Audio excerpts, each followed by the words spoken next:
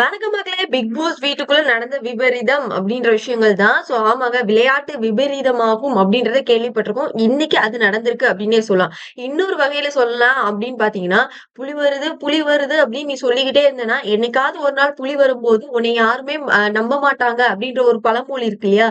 அதுக்கு ஏத்த மாதிரியா இன்னைக்கு ராணுவுக்கு நடந்திருக்கு அப்படின்றத நான் முழுக்க முழுக்க பார்க்கிறேன் அப்படின்னே சொல்லாங்க.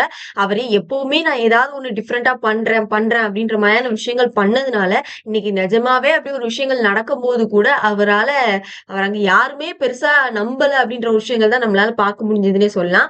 என்ன நடந்தது இன்னைக்கான வாரம், அதாவது வீக்லி டாஸ்க் வந்து ஒரு ஃபேக்டரி டாஸ்க் அப்படின்றது நம்ம எல்லாருக்குமே தெரியும்.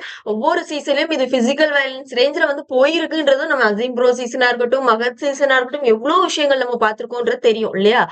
இப்ப என்ன நடந்தது அப்படின்னு சொல்லி பாத்தீங்கன்னா, ஒவ்வொருத்தருக்கும் தனிப்பட்ட முறையில செங்கல் அப்படின்றது குடுக்கப்பட்டிருக்கு. அவங்க எல்லாரும் அவங்களோட டீமுக்குள்ள அத எப்படி பத்திரமா சேவ் பண்ணி வச்சிருக்காங்கன்ற ஒரு விஷயங்கள் இருக்கு இல்லையா? அதே மாதிரி பவித்ரா, ஜெஃப்ரி, அன்ஷிதா, விஷால் இவங்கலாம் ஒரு டீமா இருக்கிற மாரி நமக்கு காமிச்சிருக்காங்க.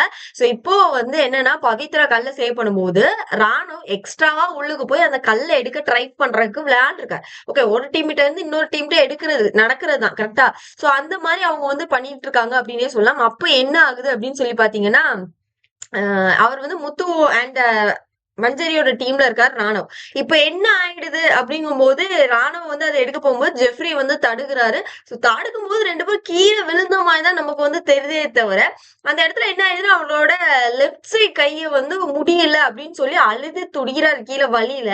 அப்ப என்ன ஆகுதுன்னா, ஜெஃப்ரி வந்து அவன் நடிக்கிறான், நடிக்கிறான் அப்படின்ற மாரி சொல்றாங்க. அன்ஷியும் அவன் நடிக்கிறான்ற மாரி சொல்றாங்க. எதுவா இருந்தாலும் முதல்ல வர்றது அன்ஷி தான். ஆனா இங்க வந்து இன்னைக்கு நடிக்கிறான் அப்படின்னு சொன்னது வந்து கொஞ்சம் ஷாக்கிங்கா இருந்தது அப்படின்னு சொல்லலாம். அந்த டைம்ல வந்து சௌந்தர்யாவும் அருணும் ஒரு டீம்ல அந்த சைட்ல இருக்கும்போது அவங்க தான் போயிட்டு ஹெல்ப் பண்றாங்க. யாருக்கு அப்படின்னா, ராணவுக்கு என்னாச்சுடா அப்படின்னு தூக்கிட்டு கன்ஃபெஷன் ரூம் கூட்டு போறாங்க. ஏன்னா பிக் பாஸுமே அத நம்பல. ராணுவ நடிகிறாரோ அப்படின்ற பாயிண்ட் தான். ஏன்னா அது அவரு அந்த மாதிரியே ஒரு கேம விளையாட்டுத்தனம் விளையாட்டுத்தனம் காமிச்சதுனால நடந்திருக்கக்கூடிய ஒரு இன்சிடென்ட்டா தான் நம்மளால பார்க்க முடியுதுன்னு சொல்லலாம்.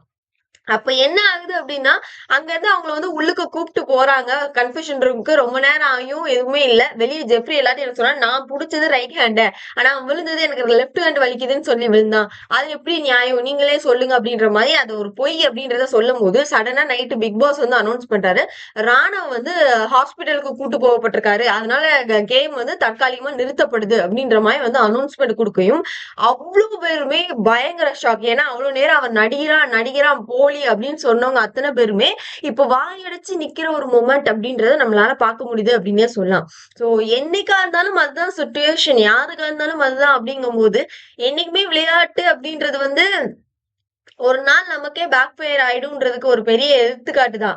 ராணுவ வந்து இப்போதைக்கு ஷோ விட்டு வெளியேறி இருக்காரா அப்படின்றது நமக்கு தெரியல. இப்போ வரைக்கும் வெளியே போயிருக்காரு ஹாஸ்பிட்டலுக்கு.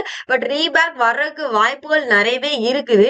இருந்துட்டு ஒருவேளை சாட்சனா, தீபக்லாம் அடி வாங்கி கொஞ்ச நாள் உட்கார்ந்துருந்தாங்க. அந்த மாதிரி இருக்கிறதுக்கான வாய்ப்புகள் இருக்குதுன்ற மாதிரியான நியூஸஸ் தான் வந்துகிட்டு இருக்கு அப்படின்னே சொல்லலாம் மக்களே. பொறுத்திருந்து பார்ப்போம். லைவ்ல இன்னும் டாஸ்க் ஸ்டார்ட் ஆகல.